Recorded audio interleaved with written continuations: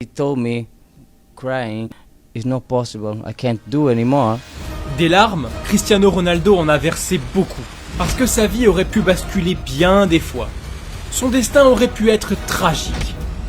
Mais il a eu la force de transformer un possible cauchemar en rêve. It's kind of a dream. Nous avons choisi 10 phrases, touchantes, drôles, marquantes, mais qui ont changé à jamais la vie de Cristiano Ronaldo. 1. Je te promets qu'on va gagner pour toi. Finale de l'Euro, 25e minute. Cristiano Ronaldo est en larmes sur la pelouse. Il vient d'être blessé par Payet et doit abandonner ses coéquipiers. That was a moment who shocked all the world.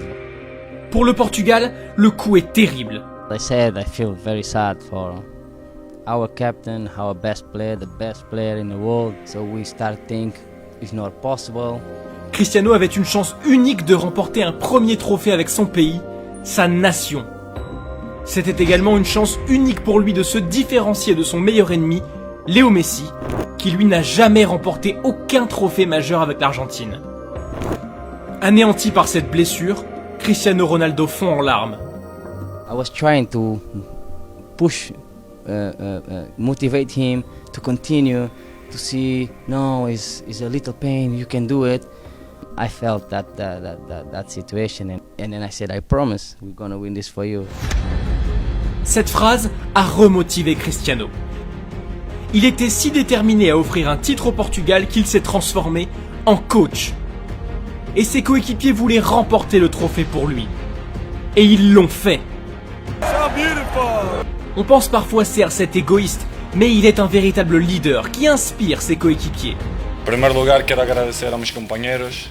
Sem a ajuda e compromisso de todos, estas cifras não seria possível. Si CR7 est aussi fort aujourd'hui, c'est grâce à son talent, c'est grâce à ses coéquipiers, mais c'est aussi parce qu'il a dû se battre comme un fou dès son plus jeune âge pour réaliser ses rêves. 2. J'étais inquiète. Il était possible qu'il soit obligé d'arrêter le football. Pour Cristiano, tout aurait pu s'arrêter avant même d'avoir commencé. À 15 ans, on lui diagnostique un grave problème au cœur. Sa carrière est en grand danger. Lorsqu'il était au repos, son cœur battait à 1000 à l'heure. Sa mère, qui a toujours couvé et protégé Cristiano, est inquiète. L'opération chirurgicale est interminable. Après une journée de stress intense, la nouvelle tombe. Tout s'est bien passé. Quelques jours plus tard, Cristiano reprend le football. On aurait dit qu'il courait encore plus vite après cette opération. Cristiano était trop fort. Cristiano était trop déterminé. Rien ne pouvait l'empêcher de devenir un grand joueur. Et surtout pas les haters. 3. J'ai été viré de l'école après avoir jeté une chaise à mon prof. Il m'a manqué de respect. Il faut pas faire Cristiano Ronaldo. Et un de ses professeurs peut en témoigner. Il se moquait de l'accent de Madère de Cristiano et lui disait qu'il n'avait aucune chance de devenir professionnel. Et CR7 lui a balancé une chaise, direct. Ce coup de folie a montré 2 choses. 1. L'école, c'était vraiment pas fait pour Cristiano. Et 2. Le Portugais ne laisserait personne se mettre en travers de son rêve de devenir footballeur. 4. Boss, il faut vraiment faire signer ce gars. Il le faut vraiment. Le 6 août 2003, la carrière de Cristiano Ronaldo bascule. À 18 ans, il joue au Sporting et affronte Manchester United lors d'un match amical. Et vous connaissez la suite. Cristiano Ronaldo a fait un match de fou. Et le pauvre John O'Shea, qui devait le marquer, a pris très très cher. Tellement cher que Rio Ferdinand et Roy Keane l'ont trollé comme jamais après la rencontre. Il avait besoin d'un masque à oxygène. Il a dû voir un docteur après le match tellement il était pas bien. Dès la mi-temps, Phil Neville a même demandé à Ferguson de recruter Ronaldo. Boss, il faut le faire signer, il faut le faire signer. Sir Alex Ferguson a répondu très clairement à son joueur. Ok, t'inquiète pas, on va faire en sorte que ça se passe. Ferguson a d'ailleurs raconté à quel point les joueurs étaient sous le charme du jeune Cristiano. Dans l'avion du retour, ils m'ont supplié de le faire signer. Oui, il les a impressionnés à ce point. C'est l'un des jeunes joueurs les plus talentueux que j'ai jamais vu. Depuis, aucun joueur de son talent n'est passé par Manchester United. Enfin, en dehors de Lingardinho, bien sûr. Hey, les chiffres ne mentent pas. Les vrais reconnaissent les vrais. Bref, le talent, CR7 l'avait. Mais avait-il le mental pour devenir le meilleur ? 5. On parie que tu deviens le meilleur buteur du monde? Quand CR7 signe à Manchester United, il n'est encore qu'une promesse. Mais un homme va le rendre invincible. Son père, José Diniz. Pourtant, la relation entre les deux hommes est très compliquée. José Diniz a fait la guerre en Afrique. À son retour au Portugal, il est déprimé, violent, alcoolique. Mais José Diniz a aussi inspiré CR7. Parce qu'il croyait en lui quand personne ne croyait en lui. Parce qu'il disait à tous ses amis que CR7 deviendrait le meilleur buteur du monde. Il riait, mais José Diniz savait. Quand il a signé avec Manchester United à ses 18 ans, son père lui a dit « Tu vas devenir le meilleur attaquant du monde ». Cristiano a répondu « Possible que je sois le meilleur joueur, mais pas le meilleur buteur ». Son père lui a dit « On parie ?» Il l'a poussé à croire en ses qualités. Cette confiance a poussé Cristiano à travailler encore, travailler comme un fou, pour donner raison à son père. Obviamente, no, nada es por coincidencia. El talento no vale de nada si no pones trabajo duro. 6. Cristiano, tu veux qu'on te laisse y aller un jour, 2 jours, une semaine? Tu peux y aller. En 2005, Cristiano est déjà indispensable à Manchester United. Mais il traverse aussi une période très troublée. Son père est hospitalisé pour des problèmes au foie dus à l'alcool. Il confie son mal-être à Ferguson qui n'hésite pas une seconde. Il envoie Cristiano auprès de son père malade. Tu vas nous manquer ici parce que tu es important, mais ton père est ta priorité. Ça voulait dire que CR7 allait manquer plusieurs semaines de compétition. Et pas que des matchs à Stoke et à Brighton, hein. Il allait rater d'énormes affiches en Première Ligue et en Ligue des Champions. Quand Ferguson m'a dit ça, je me suis dit, ce gars est incroyable. José Diniz meurt quelques jours plus tard. Une tragédie qui traumatise Cristiano qui ne touchera jamais une goutte d'alcool. Mais si Chris a perdu son père de sang à Manchester, il en a trouvé un autre, en Sir Alex Ferguson. Yeah, I speak with him often. Yeah. So we have a fantastic relationship. Time. He say, Cristiano, you're the best. Don't worry about the rest. So it's a fantastic. I miss him. 7. Chris, repose-toi, car celui qui fera la différence, ce sera toi. On vous apprend rien. Cristiano a remporté beaucoup de trophées. Los números no mienten. Mais son trophée, c'est la Ligue des Champions. Début 2016, il en avait remporté 2. Beaucoup seraient déjà très contents d'en gagner une seule. Supporter du PSG.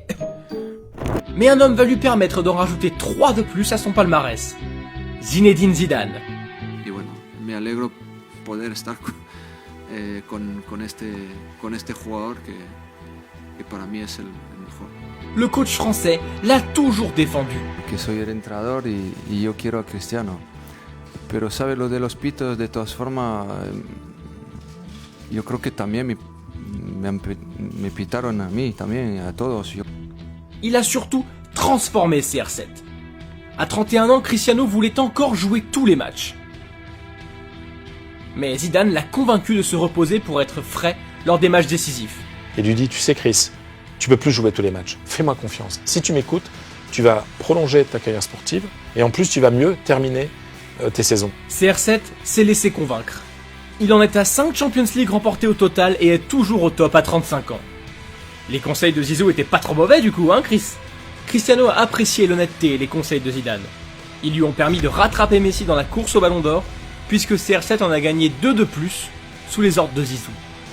Ils lui ont aussi permis de prendre le large en tête du classement des buteurs de la Ligue des Champions, un domaine où CR7 surclasse désormais la Pulga. Mais les exploits de Cristiano en Ligue des Champions ont aussi influencé ses proches. 8. Si je gagne la Ligue des Champions, tu arrêtes l'alcool et la drogue. Tem todos os prémios aqui. O Ronaldo já ganhou todos os prémios cá no mundo. Todos. Repetido, a porta está aberta para a próxima. Sim, senhor. Vous connaissez ce gars?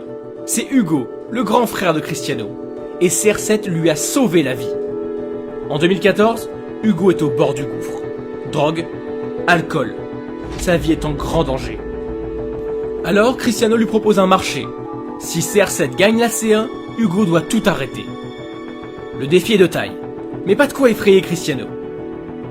Il remporte la Ligue des Champions grâce à une victoire épique face à l'Atlético. Ce soir-là, il se dirige vers Hugo et il le prend dans ses bras. Le petit frère est devenu l'inspiration du grand. Maintenant, c'est ton tour. Hugo a lui aussi rempli sa part du marché, il est devenu sobre et Cristiano l'a aidé à payer son traitement. Cristiano est généreux, et pas seulement avec les membres de sa famille. Il n'hésite jamais à donner aux personnes dans le besoin et à partager des moments avec ceux qui l'admirent. Bref, si vous pensez toujours que CR7 est égoïste à la fin de cette vidéo, on peut plus rien faire pour vous les gars. 9. Pas mal pour un gars de 33 ans, hein? Age is not important. I feel good. I feel motivated. Exciting. En 2018, Cristiano inscrit l'un des plus beaux buts de l'histoire de la Ligue des Champions. Ce retourné de malade digne d'Oliver Tom. Après 25 secondes durant lesquelles je me suis senti très frustré, j'ai repensé à ce que Cristiano venait de faire. C'était vraiment fort. Je me suis retrouvé tout près de lui et je lui ai demandé « Cristiano, t'as quel âge déjà ?» Et là il me regarde et il me sort « Ouais, c'est pas mal pour un gars de 33 ans, hein ?» Ce soir-là, Cristiano impressionne la légende et est ovationné par le Juventus Stadium. Touché, il garde cet hommage dans son esprit. Il en fut si ému que quelques mois plus tard... Foi fácil, foi uma decisão fácil, vendo o poderio que tem a Juventus. Como disse muitas das vezes, para mim é uma das melhores equipas do mundo. Une décision qui montre que CR7 est loin de n'être motivé que par l'argent. Na la vida há coisas mais importantes que o dinheiro. É importante, sim, é importante, não te vou a mentir, pero não foi la prioridade. Ses priorités? Le feeling, le respect qu'on lui témoigne. Et bien sûr, de réussir des défis que tout le monde pense impossibles. 10. Papa, c'est vrai que t'as vécu ici? Cette phrase, c'est la réaction de Cristianinho quand son père lui a montré où il vivait lorsqu'il était enfant. Cristiano Ronaldo a grandi dans une pauvreté extrême à Madère et à Lisbonne. Nous n'avions pas de jouets, pas de cadeaux de Noël. Il ne mangeait pas toujours à sa faim et traînait à côté du McDonald's près de chez lui, dans l'espoir qu'on lui donne à manger. Ses enfants, eux, ont grandi dans le luxe.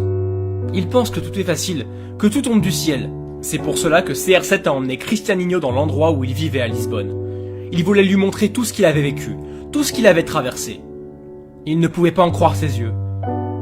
CR7 veut transmettre les belles valeurs de l'effort et du sacrifice à ses enfants. Ces mêmes valeurs qui l'ont construit. Ces mêmes valeurs qui lui ont permis d'arriver au sommet.